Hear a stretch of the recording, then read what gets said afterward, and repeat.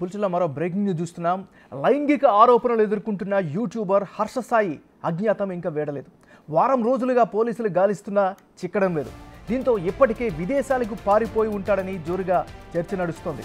హర్ష సాయి తాను ఎక్కడ ఉన్నాడు అన్నది ఎవరికీ తెలియకుండా చాలా జాగ్రత్త పడుతున్నట్లు కనిపిస్తోంది. కానీ తన ఉనికిని మాత్రం కాపాడుకుంటున్నాడు. అందుకే ఎప్పటికప్పుడు ఆడియోలు, వీడియోలు రిలీజ్ చేస్తున్నాడు.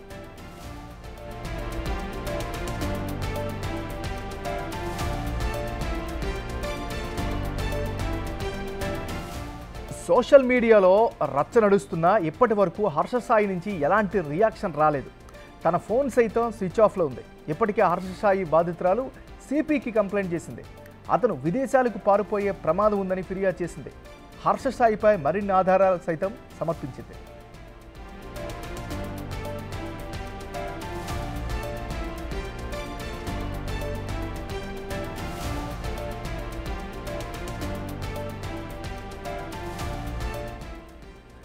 అటు జానీ మాస్టర్, ఇటు హర్ష సాయి విషయంలో పోలీసుల తీరుపై బోలెడన్ని విమర్శలు చక్కర్లు కొడుతున్నాయి.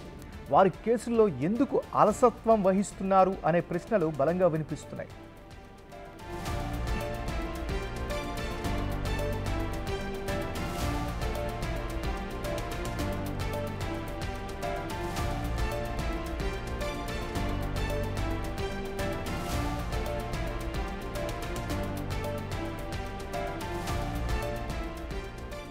లైంగిక ఆరోపణలు ఎదుర్కొంటున్న యూట్యూబర్ హర్ష సాయి అజ్ఞాతం ఇంకా వేడలేదు. వారం రోజులుగా పోలీసులు గాలిస్తున్నా చిక్కడం లేదు. దీంతో ఇప్పటికే విదేశాలకు పారిపోయి ఉంటాడని జోరుగా చర్చ నడుస్తోంది.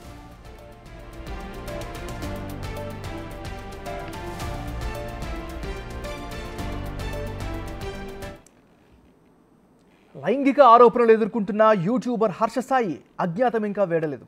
వారం రోజులుగా పోలీసులు గాలిస్తున్నా చిక్కడం లేదు. దీంతో ఇప్పటికే విదేశాలకు పారిపోయి ఉంటాడని జోరుగా చర్చ నడుస్తోంది. హర్ష సాయి తాను ఎక్కడ ఉన్నాడు అన్నది ఎవరికీ తెలియకుండా చాలా జాగ్రత్త పడుతున్నట్లు కనిపిస్తోంది. కానీ తన ఉనికిని మాత్రం కాపాడుకుంటున్నాడు. అందుకే ఎప్పటికప్పుడు ఆడియోలు, వీడియోలను రిలీజ్ చేస్తున్నారు. ఇక ఇదే అంశానికి సంబంధించి మరింత అప్డేట్ని మా రిపోర్టర్ రానా అందిస్తారు. రానా, చెప్పండి. అయితే మన దాదాపు వారం రోజుల పైన అయిపోయింది. ఇప్పటికే బాధితురాలు అనేకమైనటువంటి ఆధారాలు కూడా సమర్పించింది. అయినప్పటికీ కూడా పోలీసుల నుంచి ఎటువంటి స్పందన లేదంటూ కూడా బాధితురాలు వాపోతుంది. ఇప్పటికే ఇదే విషయం పైన సిపిని కూడా ఆమె సంప్రదించింది.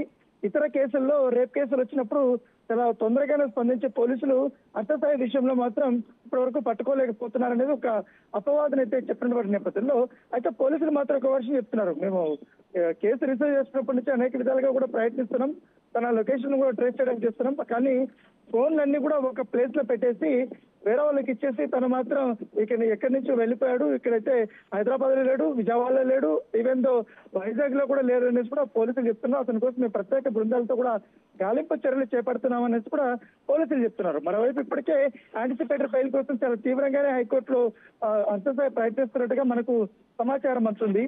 దానితో పాటు ఇప్పటి వరకు బాధితురాలు మాత్రం ఇప్పటికే హర్ష సాయి విదేశాలకి పారిపోయే అవకాశం ఉంది, పైగా పారిపోయి ఉండొచ్చు అనేది డౌట్ రేజ్ చేసిన నేపథ్యంలో సిపిని కలిసి కూడా ఇదే అంశాన్ని కూడా ఆమె ప్రస్తావించారు. సో సిపి కూడా వెంటనే నాసింగ్ పోలీసులకు కూడా చెప్పడం జరిగింది. హర్ష సాయి ఎక్కడున్నా కూడా పట్టుకోండి కూడా చెప్పడం జరిగింది. దాని దగ్గరగానే ఇప్పుడు చర్యలు చేపట్టామనేది కూడా పోలీసులు చెప్తున్నటువంటి నేపథ్యంగా పడుతుంది. అయితే జానీ మాస్టర్ విషయంలో గోవా వరకు వెళ్ళినటువంటి నాసింగ్ పోలీసులు ఆయన్ని కేవలం 2 రోజుల్లోనే పట్టేస్తున్నారు. కానీ ఇప్పుడు హర్ష సాయి విషయంలో దాదాపు వారం రోజులుగా వస్తుంది. దానికి తగ్గట్టుగా బాధితురాలు మీకు సంబంధించినటువంటి వాళ్ళిద్దరూ మాట్లాడుకున్నటువంటి ఆడియోస్ ఏవైతున్నాయో కొన్ని ఎడిటెడ్ పర్సన్, అంటే బాధితురాలే తప్పు చేసినట్టుగా, బాధితురాలే హర్ష సాయిని ముగ్గులోకి లాగుతున్నట్టుగా ప్రయత్నిస్తున్నట్టుగా ఆ వీడియోలు, ఆడియోలు కానీ కొన్నిటి బయట పెడుతున్నటువంటి పరిస్థితిగా పడుతుంది. ఈ ఆడియోలు ఎక్కడి నుంచో బయట పెడుతున్నారు. ఎందుకంటే ఒక పక్కా ప్రణాళికతోనే 30 seconds 1 minute అట్లా ఈవెన్ దో డేట్లతో సహా ఏ సమయంలో మాట్లాడాలనేది కూడా ఆ ఆడియో ముందు పెట్టి వాటిని మీడియా ముందుకు రిలీజ్ చేసినటువంటి ఉదంతం పైన కూడా ఆమె అభ్యంతరం వ్యక్తం చేసినటువంటి నేపథ్యంగా పడుతుంది. అలాంటి ఆడియోలు కానీ వీడియోలు కానీ నా దగ్గర చాలా ఉన్నాయి. కాకపోతే నేను అవన్నీ పోలీసులకి, కోర్టుకు మాత్రమే సమర్పిస్తానంటూ కూడా బాధితురాలు చెప్తుంది.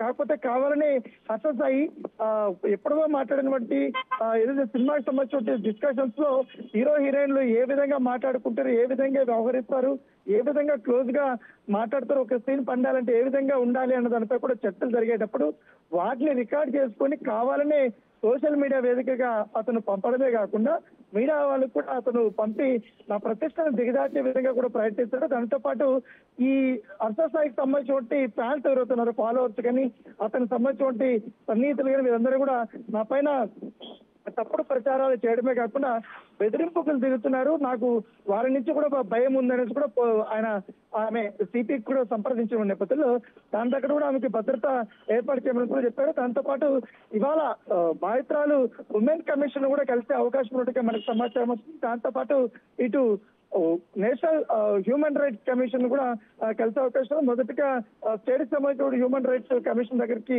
ఆమె వెళ్ళి అక్కడ రిప్రజెంటేషన్ ఇచ్చి జరుగుతున్నటువంటి పరిణామాలపైన కూడా ఆమె మాట్లాడే అవకాశం ఉన్నట్టుగా మనకు సమాచారం వస్తుంది.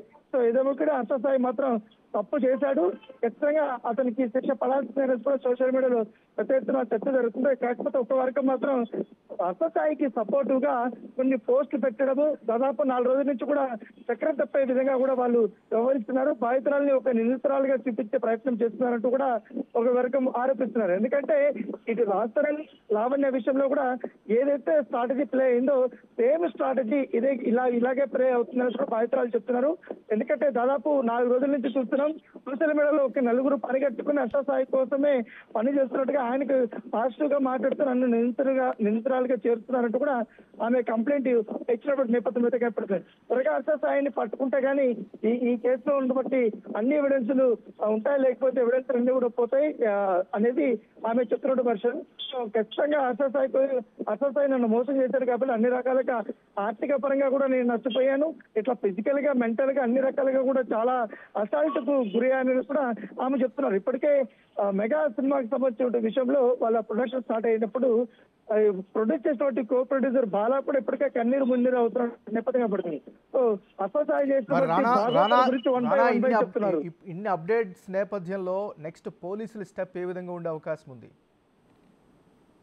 అయితే పోలీసులు మాత్రం చెప్తున్నారు మేము అనేక రకాలుగా కూడా ప్రయత్నిస్తున్నాం, ఇప్పటికే రాజేంద్రనగర్ ఎస్ఓటీ టీం కూడా అతని ఆచరణ కోసం ప్రయత్నిస్తున్నాం, కానీ ఆయన ఎప్పటికప్పుడు ఆ ప్లేసెస్ అనేది మార్చేస్తున్నాడు. అతను ఒకసారి కారులో వెళ్తున్నాడు, ఒకసారి లొకేషన్ వచ్చి హైదరాబాద్ లో కనపడుతుంది, మరొక లొకేషన్ వచ్చి విజయవాడలో కనిపిస్తుంది, వైజాగ్ లో కనిపిస్తుంది, ఇట్లా మల్టిపుల్ గా తిరుగుతున్నాడు అనేది కూడా వాళ్ళు చెప్తున్నటువంటి వర్షం. అయితే ఇప్పటికే అతను విదేశాలకు వెళ్లిపోయి ఉంటాడు. ఎప్పుడైతే రేప్ కేసు సంబంధించిన వ్యవహారం బయటకు వచ్చిందో వెంటనే అతన్ని అక్కడి నుంచి కూడా తప్పించుకుంటాడనేది కూడా వాళ్ళు చెప్తున్నారు. ఎందుకంటే ఖచ్చితంగా అతను తప్పు చేసినా ఉప్పు చేసినా రేప్ కేసు అతనిపై నమోదైంది కాబట్టి కంపల్సరీ పోలీసులు అరెస్ట్ చేసే అవకాశం ఉంది, రిమాండ్ కి పంపించే అవకాశం ఉంది. తర్వాత కోర్టులో అతను నిర్దోష దోష అనేది తేలుతుంది. సో అంత వ్యవహారాన్ని ఎందుకు ఇప్పటికే అతనికి ఇన్స్టాలో కానీ అనేక సోషల్ మీడియా ప్లాట్ఫామ్ లో మంచి ఫాలోవర్స్ ఉన్నారు కాబట్టి ఆ ఫాలోవర్స్ అంతా కూడా పోగొట్టుకునే అవకాశం ఉన్న నేపథ్యంలో అతను తప్పు ఇచ్చుకున్నాడు అనేది కూడా మరొక వాదన. Thank you Rana.